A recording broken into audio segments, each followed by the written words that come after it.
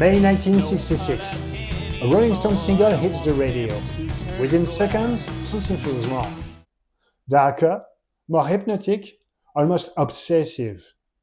Vietnam, depression, Mick Jagger's love life, everyone has a theory, but they are all wrong.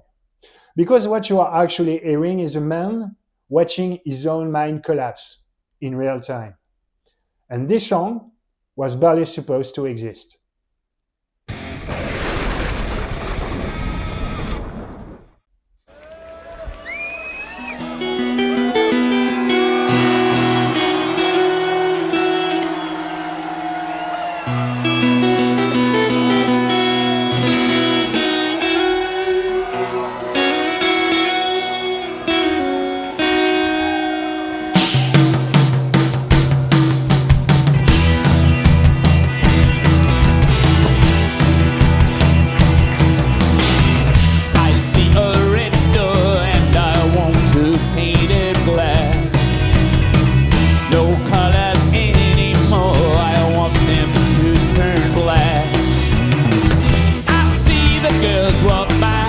Just in their summer clothes, I have to turn my head until my darkness goes.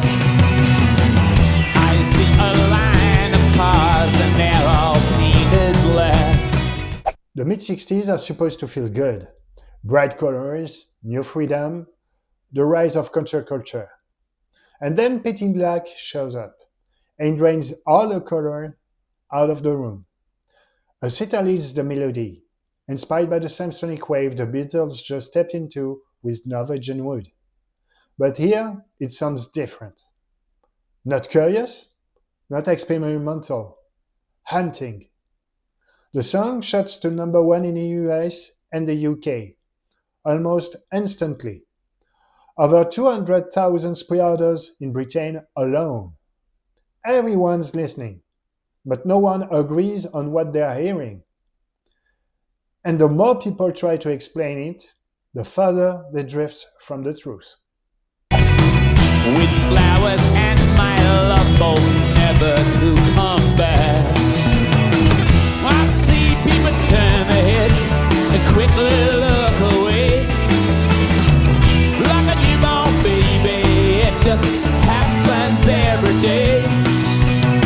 I look inside myself and see my heart is black. No colors anymore, I don't want them to turn black. Maybe then I'll fade away and not have to face the facts. It's not easy facing up when your whole world is black. Listen carefully to the opening. This isn't abstract. It's a scene. A man standing still, watching a funeral. I see a red door. That's not just imagery. That's a wound. His heart still open, and he wants it painted black. Not healed, not fixed, erased. I see a line of cars, the procession. I see people turn their heads. Isolation, shame, guilt. This isn't about war.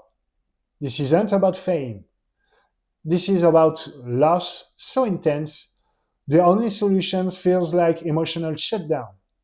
And for a moment, it all makes sense. Until you realize that might only be half the story. No more will my green sea go turn a deeper blue. I could not foresee this thing happening to you. The audience is so close from the stage. How lucky they are.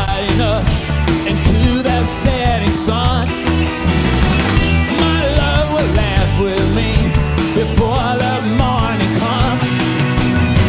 I see a red door and I want to paint it black. No colors anymore, I want them to turn black. I see the girls walk by, just in their summer clothes.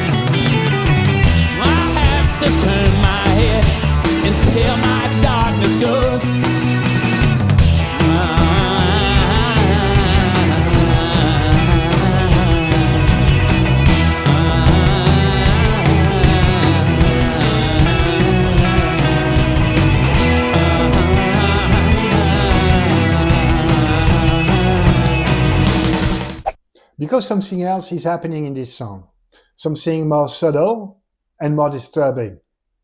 Look at the colors. Red turning into black, light collapsing into darkness. That's not just grief, that's distortion. That's what reality feels like when your mind starts sleeping. And in 1966, right as psychedelic culture is exploding, that details matters. Now the song becomes something else. Not just a man at a funeral, but a man losing control of how he sees the world. A bad trip, a mental spiral, or both at the same time. And suddenly, the song isn't just sad, it's unstable.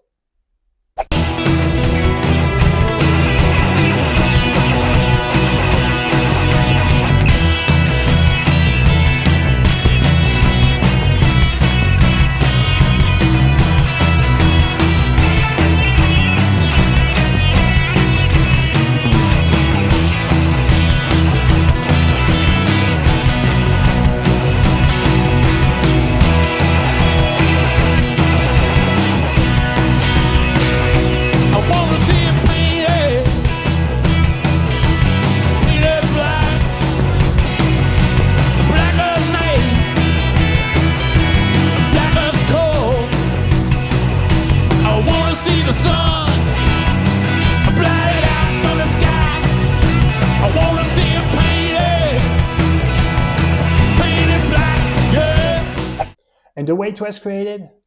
It mirrors that instability perfectly. In a studio, the song isn't working. It's flat, directionless. They almost lose it completely. Until, piece by piece, it transforms. Brian Jones picks up the sitar, guided by someone trained under Ravi Shankar, and gives the song its voice. Charlie Watts locks into a rhythm inspired by Motown, but pushes harder, faster, more urgent. And then Bill Wyman does something insane.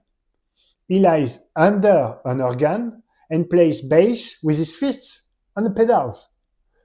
That pulse you hear, that tension, that's not polished. That's barely controlled chaos. And that's exactly why it works. Because the song feels like it's on the edge of falling apart, just like the mind inside it.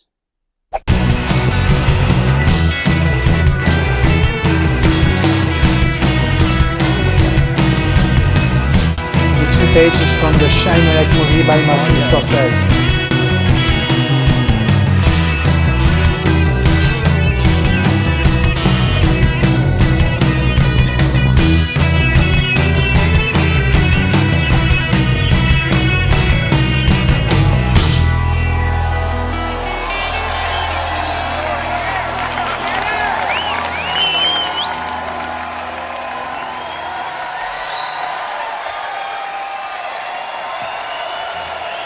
So good.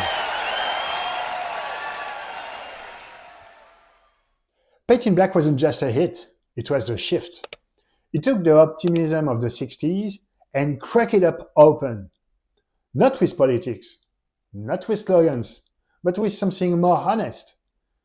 The moment when illusion collapses, when grief, guilt, or reality itself becomes too heavy, and instead of facing it, you try to turn everything black. That's why people misunderstood it. Because it's not telling you what to think, it's showing you what it feels like to lose control and not to be able to get it back. That's all for me. Thank you so much for watching. Please don't forget to like and subscribe for more Pod de Wacom content, and let me know your thoughts in the comments below. Personally, I don't think this song is about Vietnam at all. I think that theory completely misses the point. But a lot of people still argue that it is. So what do you think? Is this a story about loss or about losing your mind? Also, what another classic song people totally misunderstood? Au revoir.